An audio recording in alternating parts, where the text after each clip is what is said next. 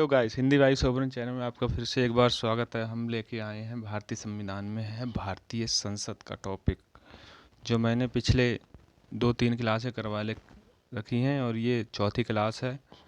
तो आइए क्वेश्चनों को शुरू करते हैं। फिर निम्नलिखित में से भारतीय संघ तथा अमेरिका संघ दोनों का समान लक्षण कौन सा है?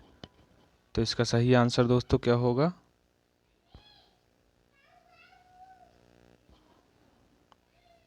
एकल नागरिकता, संविधान में 3 सूचियां, द्वैध न्यायाधिकरण या संविधान की व्यवस्था करने वाली संघीय supreme court. Option number D. अगला क्वेश्चन, राज्यसभा द्वारा लोकसभा को धन विधेयक कितने समय में लौटा दिए जाने चाहिए? तो कितने समय में लौटा दिए चाहिए? तो सही आंसर होगा इसका ऑप्शन नंबर सी, 14 दिन।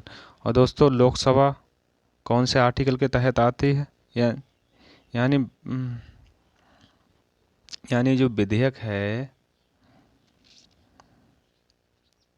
धन विधेयक है, तो वो कौन से आर्टिकल के? तो ये आता है 110 आर्टिकल के तहत। ठीक है दोस्तों, चलिए अगला प्रश्न, राज्यसभा द्वारा अनुमोदन नहीं किए जाने के बावजूद निम्न प्रकार के विधेयकों में से कौन सा विधेयक कानून या लॉ बन सकता है? कौन सा विधेयक बन सकता है? राज्यसभा द्वारा अनुमोदन नहीं किए जाने के बावजूद निम्न प्रकार के विधेयकों में से कौन सा विधेयक कानून यानी लॉ बन सकता है? तो कौन सा बन सकता है? तो सही आंसर दोस्तों क्या होगा? उपरोक्त ऑप्शन नंबर ए, वित्त विधेयक। अगला प्रश्न, निम्नलिखित में से कौन सा अधिकार केवल राज्यसभा को प्राप्त है? राष्ट्रपति के विरुद्ध महाभियोग की कार्रवाई शुरू करना, नवीन अखिल भारतीय सेवाओं को शुरू करने का अनुमोदन करना। Option number B. अगला,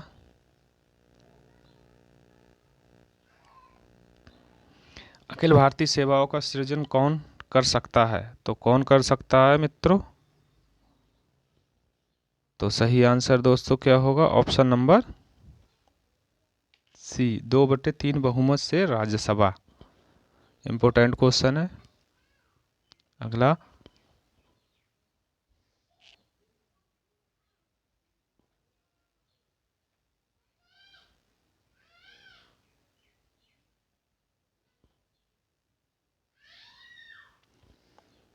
वर्तमान में किस राज्य का लोकसभा में अधिकतम सदस्यों की संख्या के हिसाब से दूसरा स्थान है?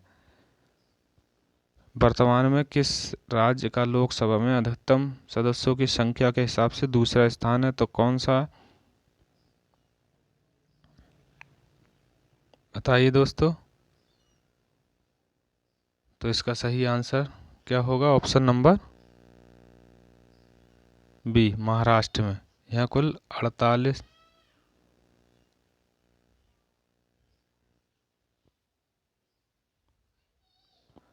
सदस्य जो हैं लोकसभा के लिए निर्वाचित होते हैं। और उत्तर प्रदेश में कितने हैं दोस्तों? इसमें 80 सदस्य हैं। ठीक है, ये पहले स्थान पर है। चलिए अगला प्रश्न, वह राज्य जो लोकसभा में निर्वाचित सदस्यों की दूसरी सबसे बड़ी संख्या भेजता है? वह राज्य जो लोकसभा में निर्वाचित सदस्यों की दूसरी सबसे बड़ी संख्या भेजता है, तो वो कौन सा है दोस्तों?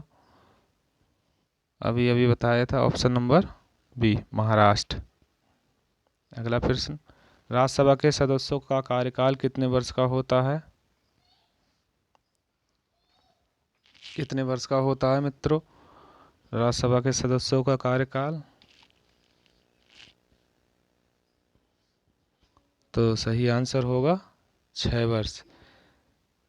इसके एक तिहाई सदस्य जो होते हैं वो प्रति 2 वर्ष बाद सेवानिवृत्त हो जाते हैं, यानी प्रति 2 वर्ष बाद सेवानिवृत्त हो जाते हैं। ठीक है दोस्तों, चलिए अगला प्रश्न, राज्यसभा का चुनाव कितने वर्षों पर होता है? तो अभी बताया था दोस्तों, कितने वर्षों पर? ऑप्शन नंबर ए 6 वर्ष। अगला प्रश्न,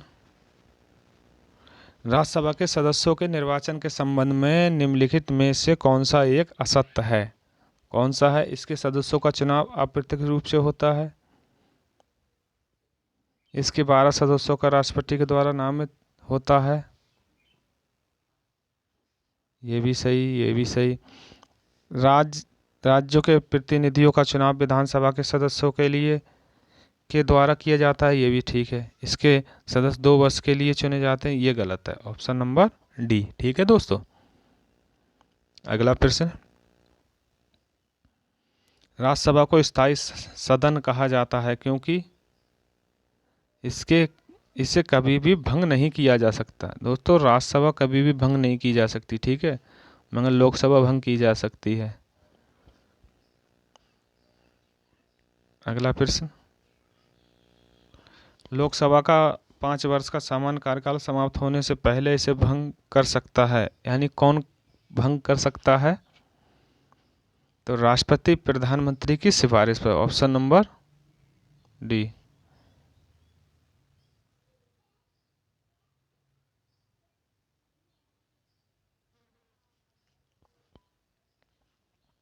अगला प्रश्न,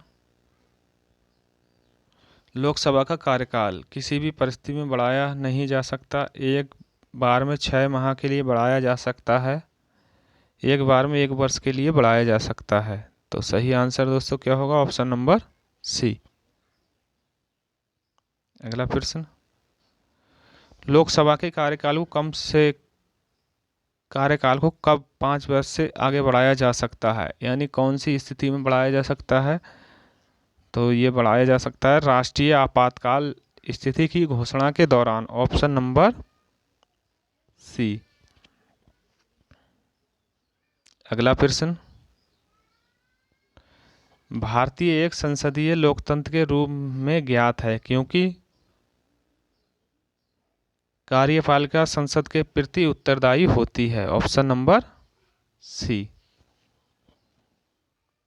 अगला प्रश्न, निम्नलिखित में से कौन संसदीय प्रकार की सरकार का एक लक्षण है? कौन है दोस्तों? कार्यपालिका विधायिका के प्रति जवाबदेह है। तो ऑप्शन नंबर बी। अगला प्रश्न, वे कौन से प्रधानमंत्री हैं जो अपने कार्यकाल में संसद में उपस्थित नहीं होते थे? कौन से थे? तो ये थे दोस्तों चौधरी चरण सिंह। ऑप्शन नंबर सी। इनका कार्यकाल कब से कब रहा? इनका कार्यकाल 28 जुलाई 1979 से 14 जनवरी 1980। ठीक है मित्रों। चलिए अगला प्रश्न, लगातार 2 बार निर्वाचित निम्नलिखित में से भारत के प्रधानमंत्री निर्वाचित हुए थे। तो इसका सही आंसर क्या होगा?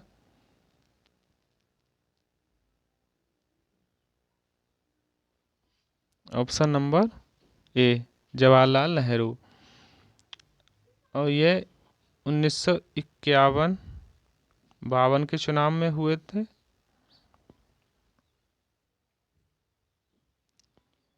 और 1956 से 57 के चुनाव में। ठीक है दोस्तों। अगला प्रश्न, संसद में प्रस्तुत बिल एक अधिनियम बन जाता है राष्ट्रपति की सहमति मिल जाने के बाद। यानी राष्ट्रपति अगर साइन कर दे किसी बिल पे तो वो अधिनियम यानी कानून बन जाता है। ठीक है दोस्तों। अभी किसान बिल था, तो अगर ये लोकसभा राज्यसभा में पास हो जाता तो राष्ट्रपति साइन कर देता तो वो अधिनियम बन जाता, मतलब संविधान में लिख जाता फिर ये। ठीक है दोस्तों। चलिए